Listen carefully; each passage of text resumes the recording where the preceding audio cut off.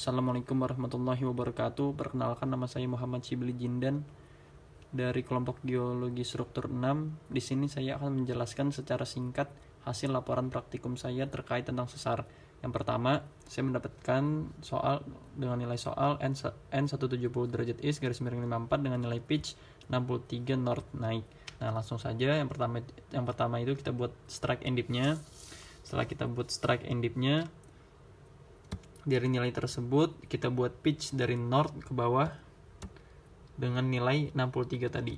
Nah, kemudian kalau dia naik, kita buat tanda panahnya mendekati pusat. Nah, kemudian dari pitch tersebut kita tambah 90 derajat ke bawah sebagai sigma 2. Kemudian kita sejajarkan sigma 2 dengan garis ekuator, lalu kita tambah 90 derajat dan kita tarik garis dari north menuju south. Nah, kemudian kita dapat titik perpotongannya di sini. Nah, kemudian kita tambah 45 derajat dari garis perpotongan tadi. Nah, apabila dia naik, maka kita sebut sebagai sigma 3. Nah, kemudian dari sigma 3 kita tambah 90 derajat ke atas sebagai sigma 1. Kemudian setelah kita menemukan sigma 1, sigma 2, dan sigma 3-nya, kita cari trend and plunge-nya dari ketiga sigma tersebut. Kemudian kita dapatkan nilai trend and plunge-nya dari ketiga sigma tersebut dengan nilai seperti ini. Kemudian kita buat bidang 3 dimensinya dengan nilai strike. Nah, strike-nya kan 170 derajat. Nah, kemudian kita buat garis, kita sejajarkan garisnya, kemudian kita tutup, kemudian kita buat dip-nya sesuai dengan nilai dip-nya, kemudian kita tutup menjadi sebuah bidang. Kemudian kita buat garis rake-nya atau pitch-nya dari nilai strike tersebut. Nah, kemudian kita buat seperti ini, garis-garis yang sejajar. Kemudian kita buat juga bidang hanging wall-nya. Karena dia naik, kita buat dia naik ke atas seperti ini. Nah, kemudian jika kita melihat bidang foot wall, kita melihat bidang hanging wall yang bergerak ke arah kiri atas. Jadi hanging wall ini bergerak ke arah kiri atas sesuai dengan arah dari pitch tersebut atau rake ini. Kemudian kita dapat mengidentifikasi nama dari sesar tersebut. Nah, setelah kita mendapatkan dari data-data yang ada, seperti jika kita berada di bidang foot wall dan melihat ke bidang hanging wall, maka kita dapat melihat hanging wall yang bergerak ke arah kanan atas. Nah, jadi pada diagram plotting Ricard, kita melihat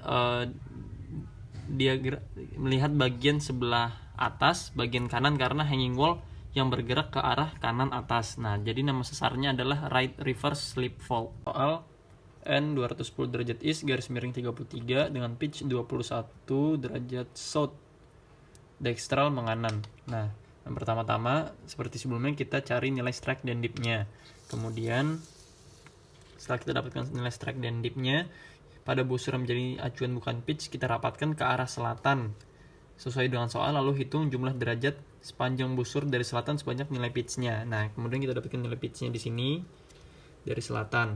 Kemudian dari tanda pitch tersebut kita tambah 90 derajat sepanjang busur. Kemudian kita beri tanda tersebut sebagai sigma 2. Nah, kemudian kita sejajarkan sigma 2 terhadap garis ekuator. Kemudian kita tambah 90 derajat dari titik sigma 2 di garis ekuator tersebut buat bidang lingkaran besar dari north menuju south. Nah, kemudian pada bidang sigma 2 kita tambahkan 45 derajat ke bawah dan ke atas. Nah, kemudian kita tandai sebagai sigma saja. Jadi kita belum isi sigma 1 atau sigma 3-nya. Kemudian kita putar kalkir kembali ke posisi north. Nah, north yang sebenarnya. Kemudian pada soal ini, arah pergerakan semua sesar adalah dextral menganan. Maka sigma yang berada di sebelah kiri adalah sigma 3 dan yang di sebelah kanan adalah sigma 1. Nah, kemudian kita hitung trend dan plunge-nya dari masing-masing. Kemudian kita dapatkan nilai tren dan plunge-nya dari masing-masing sigma sebagai berikut. Kemudian kita gambar bentuk 3D sesar pada kertas kosong. Seperti pada soal sebelumnya, kita dapat membuat dari informasi yang ada seperti nilai strike, dip, dan pitch-nya. Nah, pitch-nya itu untuk mencari garis-garis pada silicon side ini. Nah, kemudian kita dapatkan nama sesarnya adalah leg right slip fault.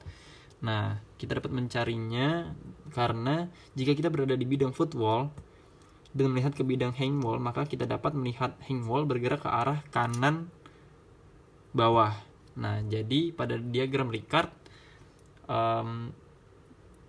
kita dapat memplot pada bagian sebelah kanan karena dia menganan dextral di bagian bawah sesuai dengan informasi hang wall ini. Jadi namanya adalah leg right slip fault.